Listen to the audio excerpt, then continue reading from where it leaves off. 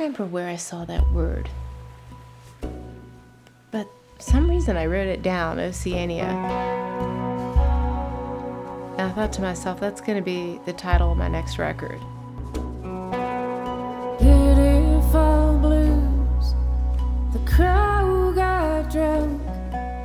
He prayed like a thief and lied through a split in his tongue.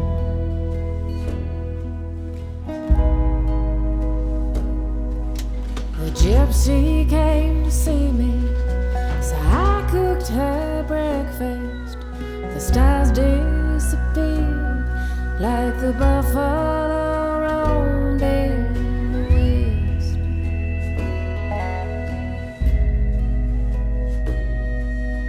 Hey, hey, hey, just a castaway.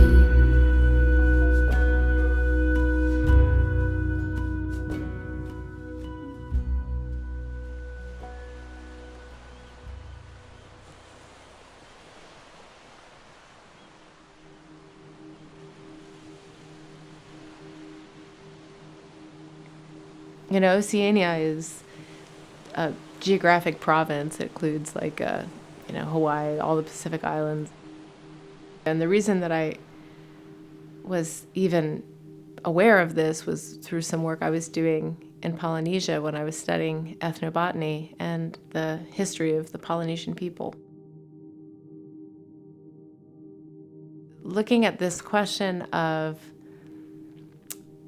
in this huge region of the Pacific, so the Pacific Ocean, the biggest ocean in the world, why would people get in a boat in Asia and sail to a place that they didn't even know existed? It occurred to me now with more of a songwriting mind that Oceania could be treated not as a province, but as a adjective, like as a state of being. At some points in our lives, we are quite lost in a vast ocean. We don't know if we'll find what we're seeking or if what we're seeking is even worth looking for. We can feel that lost at times.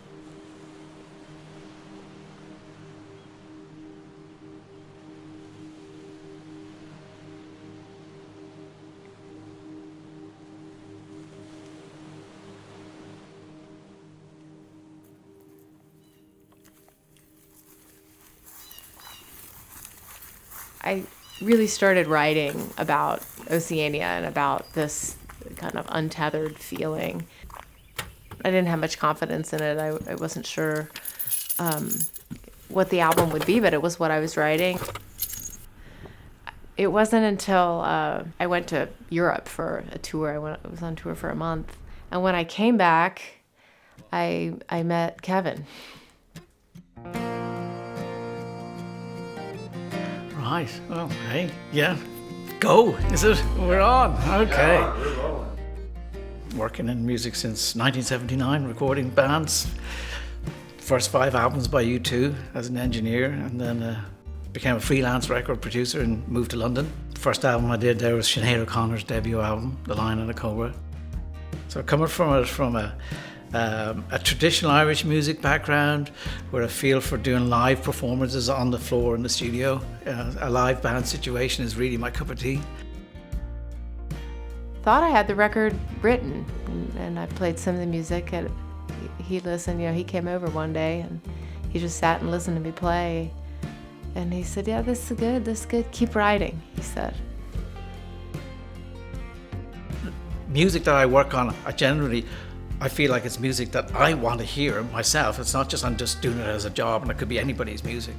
I mean, it just has to feel like it's speaking to me on a deep emotional level, and Anya's music is doing that.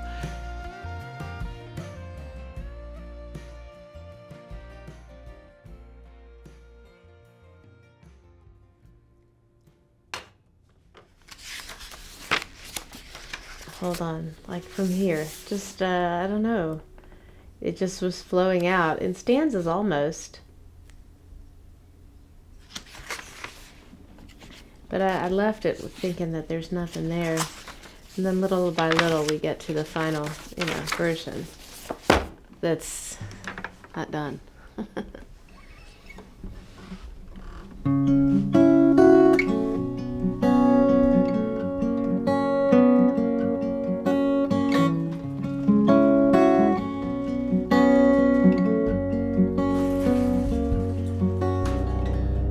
Your races run by sweet Annabelle. Yeah, your fortune's all been told. Slipped your moorings and you broken free, stolen away into the cold. Yeah, there was just so much anticipation, excitement going into it, but it was beautiful to see the dream just kind of unfold so naturally. So here we go. Got ourselves set up with Citizen Vinyl to get into the studio there, and luckily enough, Anya has a great revolving band of musicians who are all top-class international players. So it all fit together like a beautiful jigsaw. These are my friends. These are people that I've performed with, toured with, hung with, that I know, I've known for different periods of time, but to have them all come together around music that I had written in this room, I could see them getting buying in, I could see them getting engaged with it in a way that I needed. I realized I needed, because it had been such a private process. I haven't shared this music with anyone. It's this Project X. I don't have any outlet for it. So it was so great to finally have participation and enthusiasm.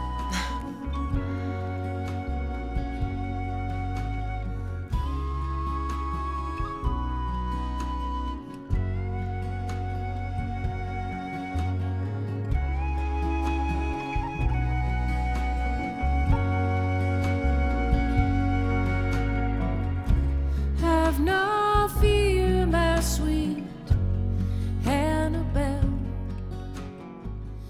Annabelle Lee just seems more haunting than ever to me.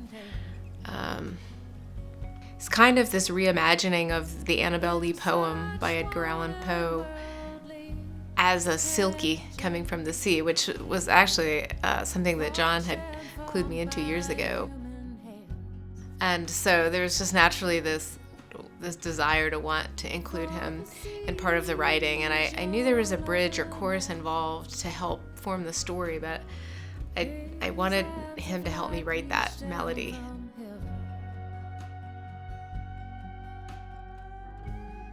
We went out on the roof and you could see John's mind just working, and suddenly this melody came out and we started singing it together and working out the lyrics to this melody. Melodies come to his mind, and we were able to create this finale to it. It really is there's a fully formed statue in a rock that you just have to free from the rock, and that it really did feel like that with Annabelle Lee.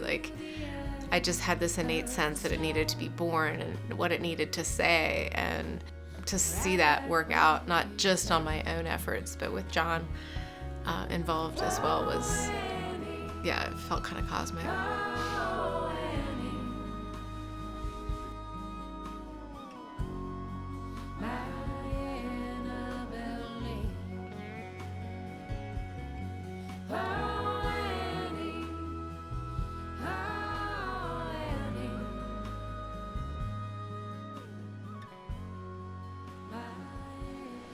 Through luck and chance and things that you could not have planned or counted on, sometimes you get a chance to find the shore.